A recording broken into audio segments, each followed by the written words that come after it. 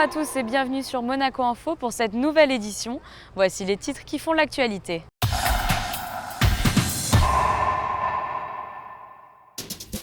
Pour débuter ce journal, nous reviendrons sur la conférence de presse du gouvernement organisée ce mercredi. Nous prendrons ensuite la direction de Santiago, au Chili, pour l'ouverture de la 5e édition de la Monaco Blue Initiative. Il sera encore question d'environnement avec la récente certification Green Globe qu'a reçue le Monte Carlo Bay. Elle récompense les acteurs du tourisme responsable. Et pour terminer cette édition, nous vous présenterons l'équipe monégasque de Country Line Dance qui se prépare actuellement pour le championnat du monde au mois d'août. Je vous l'annonçais en titre, nous débutons ce journal avec la conférence de presse du gouvernement organisée ce mercredi. Plusieurs thèmes ont été abordés, entre autres les résultats budgétaires de l'année, le projet de loi sur le handicap ou encore le télétravail. Résumé de cette conférence avec Fabien Bonilla. Le ministre d'État et ses 5 conseillers de gouvernement étaient présents lors de cette conférence de presse, la dernière avant la saison estivale. À l'ordre du jour, plusieurs dossiers, notamment la présentation du Monaco en chiffres 2014, un recueil de statistiques publié par l'INSEE, 250 pages qui permettent de connaître le vrai visage de la principauté. Michel Roger est intervenu également pour évoquer l'avenir de l'immeuble dénommé la Maison de France, situé au 42 rue Grimaldi.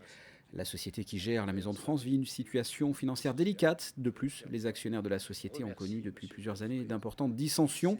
Les actionnaires, dans leur majorité, se sont rapprochés du gouvernement princier pour céder à l'État la propriété de l'immeuble sous certaines conditions. L'État consent un droit d'occupation de 99 années à titre gracieux à la Fédération des groupements français de Monaco pour la réalisation de projets participant à la promotion de la culture et de l'identité française à Monaco. L'État aura à assumer les travaux de réparation et de mise aux normes. Pour finir, l'État versera à la Fédération des groupements français de Monaco une subvention forfaitaire annuelle d'un montant de 60 000 €. Cet accord permet de démontrer l'attachement de Monaco à la communauté française. Autre sujet, le dossier du Grand Ida. C'est un projet initié par le gouvernement fin 2009 avec une préemption d'un immeuble pour 15 millions d'euros. Après de longues discussions, un accord avait été mis au point avec un investisseur pour construire 32 logements pour les enfants du pays. Une opération pilote, une première. À ce moment-là, un collectif de propriétaires a présenté une solution alternative beaucoup plus ambitieuse.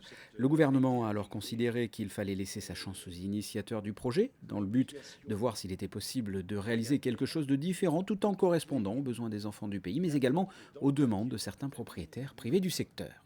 Je dois dire aujourd'hui qu'un tel projet n'est pas malheureusement réaliste ni acceptable d'un point de vue urbanistique. C'est la volumétrie nécessaire pour répondre à la demande du collectif du Grand Ida. Les propriétaires conscients de l'impossibilité de porter ce projet ont chargé un promoteur à réfléchir à une autre solution, promoteur qui devrait courant juillet présenter cette nouvelle solution au gouvernement. Lors de cette conférence de presse, le conseiller de gouvernement pour les finances et l'économie a pris la parole pour développer 2 thèmes. La présentation de la saison touristique, rappelons que l'année 2013 a été une année exceptionnelle, 2014 devrait se rapprocher de 2012 qui fut déjà un excellent cru. Le mois de juillet devrait être en recul, le mondial au Brésil n'y est peut-être pas pour rien. Le mois d'août en revanche s'annonce excellent. Jean Castellini a présenté également le budget rectificatif 2014. On peut dire que c'est un budget rectificatif qui est à la fois ambitieux et réaliste, puisqu'il repose sur des certitudes, à savoir davantage de recettes encaissées par l'État depuis le début de l'année. Et il est ambitieux parce que la grande partie de ces recettes sera affectée à des dépenses d'équipement et d'investissement pour le pays. Donc si on doit parler chiffres, considérons que nous avons environ 80 millions de recettes supplémentaires qui se répartissent assez équitablement entre les recettes de TVA, qui mesurent la vitalité de la consommation en principauté, les recettes liées à l'impôt sur les sociétés, donc là encore les entreprises qui se créent, toujours plus nombreuses, et qui vont bien, donc qui rapportent davantage en impôts à l'État. Et puis tout ce qui concerne les transactions immobilières, donc le marché immobilier à Monaco continue d'être actif, soutenu, et donc il y a également là des droits qui sont perçus par l'État au titre des transactions immobilières. Donc ça c'est la partie recettes. Et la partie dépenses, il y a 2 points principaux sur lesquels je peux revenir. Premièrement, le centre d'entraînement de la Turbie. notre équipe accède à nouveau à la Ligue des Champions. Il est important qu'à l'instar de ce qui se fait dans de grandes équipes du championnat de France ou dans les championnats européens, elle soit dotée de moyens dignes du XXIe siècle pour son centre d'entraînement. Et donc l'État va investir. L'ASM investira à nos côtés, puisque nous répartissons la charge d'investissement 50-50 avec le club, mais l'État fera également ce qu'il doit au titre du soutien à ce grand club. Et puis il y a également une trentaine de millions qui devraient être consacrés à la réalisation de projets de logements domaniaux, si vous voulez, plus modestes, de plus petite taille que ceux qui ont déjà été évoqués largement. Je pense à l'Angelin, je pense à Testimonio 2, mais qui devraient permettre à nos compatriotes, avec des délais plus courts et dans des quartiers populaires de la Principauté, de trouver un logement qui leur sera proposé par les services du gouvernement. Donc nous voulons également montrer tout l'attachement que nous apportons au dossier du logement et donc investir sur ce type d'opération grâce à la bonne tenue des recettes budgétaires. La rénovation du centre d'entraînement de la Turbie, Jean Castellini vient d'en parler, c'était un thème abordé en conférence de presse par Paul Masseron. Le Conseil de gouvernement pour l'intérieur est revenu aussi sur les nouvelles tenues sportives que doivent porter les élèves de la Principauté. Ce n'est pas une idée nouvelle. Depuis de nombreuses années, il y a débat sur effectivement des tenues standardisées pour nos élèves, à la fois pour les cours classiques comme pour l'éducation physique et sportive. Eh bien, nous avons pensé qu'effectivement, ce serait bien que l'ensemble des élèves des écoles publiques de la Principauté de Monaco, environ 3800, eh bien, disposent pour l'éducation physique et sportive de la même tenue. Isabelle Bonal et son équipe ont fait en sorte de lancer une sorte d'appel d'offres pour aider les familles. Cet appel d'offres a permis de retenir, je dirais, l'entreprise qui donnait le meilleur rapport qualité-prix, qui donnait également des garanties au niveau de la durée sur le temps de la fourniture des mêmes produits. Également en termes de logistique, parce qu'il faut distribuer 3800 packs en quelques jours, en l'occurrence entre le 21 août et le 13 septembre. C'est la raison pour laquelle c'est cette société qui a été retenue. Je rappelle également que les achats se feront directement à la société par les parents, qu'il y aura bien sûr la possibilité d'obtenir, après fourniture du pack, au détail tel ou tel vêtement à un prix qui est évidemment proportionnel par rapport à l'ensemble du pack. Il y aura la possibilité également pour les enfants qui ont par exemple, la partie haute qui est du 10 ans, la partie basse du 8 ans ou l'inverse, de pouvoir varier effectivement les tailles, ce qui est quand même une garantie importante. Si vous voulez, le tarif pour le pack de 4 produits, c'est-à-dire la veste de survêtement Floquet Monaco, le t-shirt Floquet Monaco, le short et le maillot de bain est de 58 € TTC. Lorsque l'élève n'a pas besoin d'un maillot de bain pour l'école, ce qui est le cas notamment pour 3 niveaux de classe, eh bien, il y a la possibilité d'obtenir un pack de 3 produits sans le maillot de bain, auquel cas eh bien, le tarif est de 42 € TTC. Durant cette conférence de presse, le conseiller de gouvernement pour les affaires sociales et la santé, Stéphane Valéry, est revenu sur le projet de loi sur le handicap, un projet qui crée pour la première fois un statut global du handicap en Principauté et marque de nombreuses avancées en matière d'insertion professionnelle et en matière sociale, avec notamment la création d'un statut de l'aidant qui pourra bénéficier de la couverture maladie et d'une assurance retraite. Pour finir, Stéphane Valéry a annoncé que le gouvernement sera en mesure de déposer le projet de loi relatif au télétravail sur le bureau du Conseil national avant la fin du mois de juillet. Projet de loi lui aussi très attendu par les salariés et les employeurs. Nous quittons le Rocher pour la suite du déplacement princier au Chili, direction la capitale Santiago où se tient actuellement la 5e édition de la Monaco Blue Initiative. Le coup d'envoi a été donné ce mardi à l'occasion d'une soirée de présentation. Je vous propose d'écouter Olivier Dufourneau, directeur pour la politique des océans de l'Institut océanographique, et Philippe Mondielli, directeur scientifique de la Fondation Prince Albert II. Cette 5e édition de la MBI, comme vous le savez, se tient au Chili. Alors les enjeux, ce sont toujours les mêmes. Expliquer l'avantage et l'intérêt des aires marines protégées, tout en développant notamment l'économie locale. Donc le fait de le faire au Chili, évidemment, c'est très intéressant parce que c'est d'autres pratiques, c'est une autre population, c'est d'autres méthodes, et c'est toujours bon d'échanger les expériences entre notamment les continents. C'est important de s'ouvrir aux problématiques qui peuvent avoir lieu dans le monde entier et des grands pays de pêche et d'aquaculture comme le Chili ont beaucoup à nous apprendre dans leurs expériences heureuses, parfois malheureuses, mais en tout cas aujourd'hui c'est un terrain de discussion pour véritablement mieux gérer les activités qui existent et puis avec une dynamique de création d'aires marines protégées très intéressante. Ici de nombreux projets vont être examinés et même des nouvelles initiatives vont être présentées, y compris demain soir autour de l'île de Pâques. Des propos recueillis sur place par Vanessa Dessy et Lionel Bernardi. Et sachez que nous reviendrons plus en détail sur la Monaco Blue Initiative dans une prochaine édition. Et nous restons dans le domaine de l'environnement.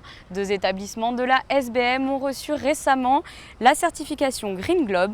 Nous vous parlions il y a quelques semaines du Monte Carlo Beach. Focus à présent sur le Monte Carlo Bay. Sandrine Nègre vous en dit plus. La principauté de Monaco s'engage en faveur de l'environnement depuis de nombreuses années, sous l'impulsion de son chef d'État, son Altesse Sérénissime, le Prince Albert II. Différentes entités multiplient ainsi les actions pour un développement durable, à l'image de la Société des Bains de Mer.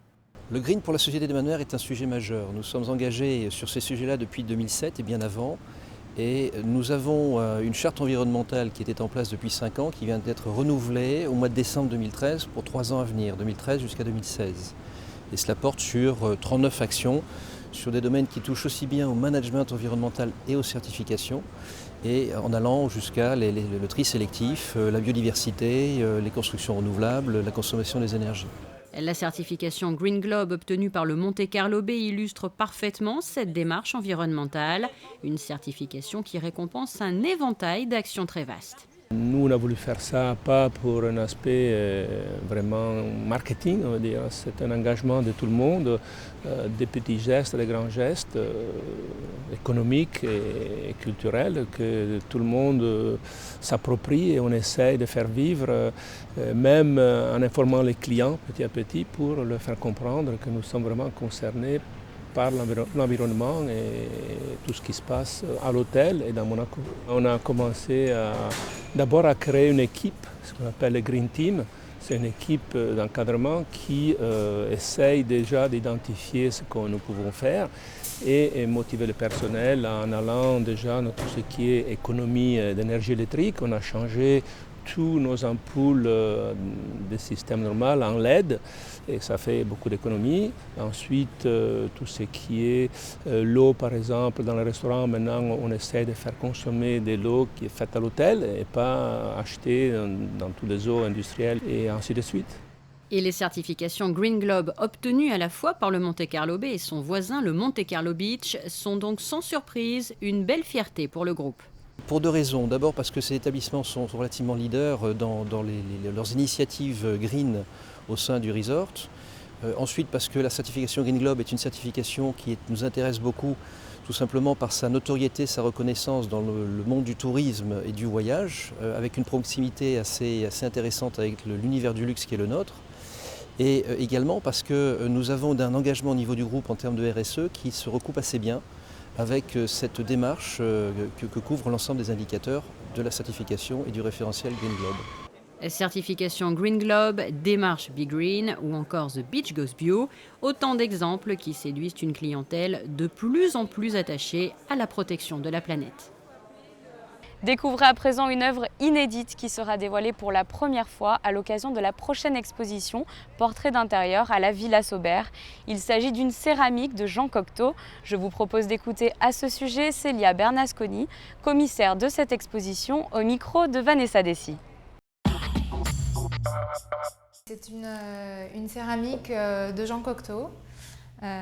Qui est intitulé « Aimais-je un rêve », comme vous pouvez le lire, titre qui a été tracé à la main par Jean Cocteau après la cuisson des carreaux, et qui est aussi intitulé « Le grand dieu Pan », qui représente donc le dieu Pan, qui était le dieu des pâtres et des troupeaux, qui jouait de la flûte. Et cette céramique a été conçue pour le théâtre de Cap d'Aille, pour lequel Jean Cocteau avait été invité par son ami Monsieur Moreau, donc à concevoir un théâtre grec en plein air, d'où la présence du dieu Pan, qui est toujours aujourd'hui conservé et qui appartient au centre méditerranéen, donc centre de la jeunesse, qui était vraiment un lieu à vocation éducative, pédagogique, destiné aux jeunes étudiants étrangers qui venaient apprendre le français. Cette pièce fait partie des collections du NMNM depuis 1993 et elle était conservée, c'était donc les carreaux de céramique qui étaient conservés vraiment à l'état brut dans des cantines en fer qui n'avaient vraiment jamais été montées. Là, on vient juste de terminer l'opération de montage. Et on la présente dans cette exposition parce que c'est une exposition qui interroge en fait la notion du décor.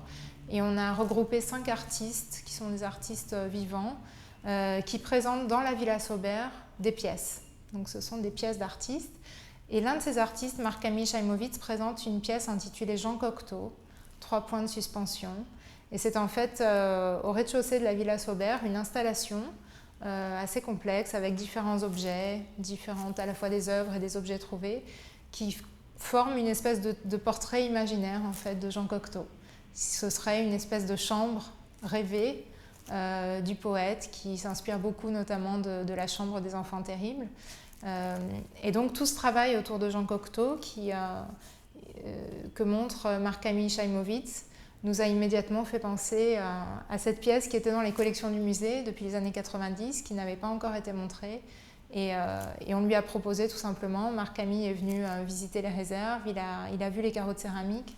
Et puis c'était pour nous, comme pour lui, une très belle opportunité de présenter pour la première fois cette pièce faite dans les années 50. Sachez que l'exposition Portrait d'intérieur ouvrira ses portes le 10 juillet prochain. Et dans le reste de l'actualité, avec la fin de l'année, ont lieu les habituelles remises des prix. Direction le lycée Albert Ier pour le 2e concours des jeunes artistes de Monaco. Après une visite de l'exposition, la princesse Caroline de Hanovre ainsi que les personnalités de la principauté présentes ont pu remettre aux lauréats leurs récompenses. Plus tôt dans la matinée, le lycée Albert Ier accueillait également la traditionnelle remise des prix d'honneur et prix spéciaux en présence du ministre d'État. L'occasion de saluer le travail fourni par l'ensemble de ses élèves tout au long de l'année scolaire. Et du côté du port, l'Union de la presse francophone a accueilli le conseiller de gouvernement pour l'équipement, l'environnement et l'urbanisme au restaurant Le Stars & Bars. L'occasion pour Marie-Pierre Gramalia de discuter avec ses journalistes des grands projets à venir. Coup de projecteur à présent sur la Monaco Country Line Dance qui cherche à promouvoir la danse country et la danse en ligne en principauté. Ces danseuses se préparent depuis plus d'1 an aux championnats du monde qui se dérouleront en août. Thomas Molmy a assisté à l'un de leurs entraînements. Si vous ne saviez pas que le kick, le stomp ou la vine étaient des pas de country, eh bien ça, c'était avant. Toutes les semaines, la team Monaco Country Line Dance se réunit à la salle de la mer à Cap d'Aille. Un rendez-vous danse country avec des initiés, mais aussi des compétiteurs. La danse country est une danse qui se danse principalement en ligne. Elle peut se danser à 2 également, mais principalement c'est en ligne, ce qui fait qu'on n'a pas besoin de partenaire. C'est une séquence de pas chorégraphiés sur une musique, country ou plus moderne, et qui permet à tous de s'amuser très rapidement. Que vous soyez aux États-Unis, au Canada, en Australie et même à Singapour, les pas de la country sont universels. Aux 4 coins du globe, tous dansent les mêmes pas. Le 1er juin dernier, la team remportait le championnat de France et elle ne compte pas s'arrêter là. Nous nous rendons au mois d'août au championnat du monde à Blackpool en Angleterre, qui est la capitale de la danse sportive et de la danse country. Et on va défendre nos couleurs donc au niveau international. Pour danser la country, il faut un bon parquet mais aussi une belle panoplie. Un jean, des Santiago, une veste en jean et le fameux Stetson, le chapeau country. Loin des clichés obsolètes, la country s'appelait et à tous les âges. La danse country a une image un petit peu ringarde et peut-être démodée. Et ça n'est pas le cas du tout. C'est une activité très jeune, qui devient de plus en plus jeune, qui attire beaucoup de monde. Et c'est très physique. Le fait de danser, parce que c'est de la danse, et après l'ambiance, tout ça, c'est différent la danse, par exemple hip-hop, tout ça, c'est plus convivial. C'est l'ambiance et puis il y a beaucoup de styles de danse, donc c'est vrai que c'est bien et voilà, le plaisir. Donc on peut aimer la country alors qu'on est jeune. Oui, bien sûr. Si vous cherchez à brûler des calories dans une ambiance fraternelle et country, vous savez maintenant à quel sport vous initier. Avant de refermer ce journal, je vous propose un aperçu de la météo de cette fin de semaine. Jeudi, nous pourrons compter sur un soleil bien estival et chaud. Les nuages se feront discrets. La hausse des températures sera cependant freinée par un vent venu d'Italie. Il fera 22 degrés au lever du jour et 27 degrés pour l'après-midi. Vendredi, le soleil sera moins présent que la veille. À noter l'apparition de quelques nuages orageux avec un risque d'averse et des vents irréguliers. Samedi, le temps sera relativement ensoleillé. Les températures resteront conformes au normal de saison. Dimanche, le soleil se fera de nouveau plus hésitant. À noter des possibilités d'averses au cours de la journée. Les températures resteront agréables avec 22 degrés pour la matinée et 25 degrés pour l'après-midi. Ce journal est à présent terminé. Retrouvez dans quelques instants un No Comment dans les coulisses du Théâtre des Muses pour le spectacle de fin d'année des élèves âgés de 10 à 13 ans. Merci pour votre fidélité et je vous dis à très bientôt sur Monaco Info.